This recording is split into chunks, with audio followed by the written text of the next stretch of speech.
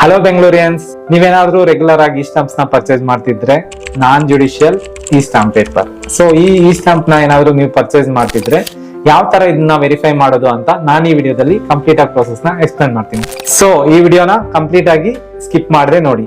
ನಾವು ಗೂಗಲ್ ಹೋಗ್ಬಿಟ್ಟು ಚೆಕ್ ಈ ಸ್ಟಾಂಪ್ ವ್ಯಾಲಿಡ್ ಆರ್ ನಾಟ್ ಅಂತ ಸರ್ಚ್ ಮಾಡಿದಾಗ ನಿಮ್ಗೆ shcil.com ಅಂತ ವೆಬ್ಸೈಟ್ ತೋರಿಸುತ್ತೆ. ಸೊ ಆ ವೆಬ್ಸೈಟ್ ನ ಕ್ಲಿಕ್ ಮಾಡಿದ ತಕ್ಷಣ ನಿಮ್ಗೆ ವೆರಿಫೈ ಈ ಸ್ಟಾಂಪ್ ಪೇಪರ್ ಅಂತ ಆಪ್ಷನ್ ಇರುತ್ತೆ. ಸೊ ಅದು ಕ್ಲಿಕ್ ಮಾಡಿದ್ರೆ ಸರ್ಟಿಫಿಕೇಟ್ ನಂಬರ್ ಎಂಟ್ರಿ ಮಾಡ್ಬೇಕಾಗುತ್ತೆ, ಮತ್ತೆ ಕ್ಯಾಪ್ಚಾ ಕೇಳುತ್ತೆ. ಆ ಕ್ಯಾಪ್ಚಾ ಎಂಟ್ರಿ ಮಾಡಿದ ತಕ್ಷಣನೇ ಈ ಸ್ಟಾಂಪ್ ಕಂಪ್ಲೀಟ್ ಡೀಟೇಲ್ಸ್ ತೋರಿಸುತ್ತೆ. ಅಂದ್ರೆ ಫಸ್ಟ್ ಪಾರ್ಟಿ, ಸೆಕೆಂಡ್ ಪಾರ್ಟಿ, ಮತ್ತೆ ಎಷ್ಟು ವ್ಯಾಲ್ಯೂ ಆಫ್ ದ ಈ ಸ್ಟಾಂಪ್ ನೀವು ಪರ್ಚೇಸ್ ಮಾಡಿದ್ರಾ ಅದ್ರ ಡೀಟೇಲ್ಸ್ ಎಲ್ಲ ಬರುತ್ತೆ.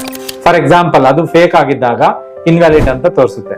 ಸೊ ಇದು ತುಂಬಾ ಈಸಿ ಇದೆಯಲ್ವಾ, ನೀವು ಕೂಡ ಚೆಕ್ ಮಾಡ್ತೀರಾ ಅಂತ ಅನ್ಕೊಂತ ಈ ವಿಡಿಯೋ ಇಷ್ಟ ಆದಲ್ಲಿ ಶೇರ್, ಲೈಕ್, ಕಾಮೆಂಟ್ ಮುಖಾಂತರ ನಮ್ಮ ಚಾನಲ್ ಅನ್ನು ಸಪೋರ್ಟ್ ಮಾಡಿ. Let's meet in next video. Until then, good by.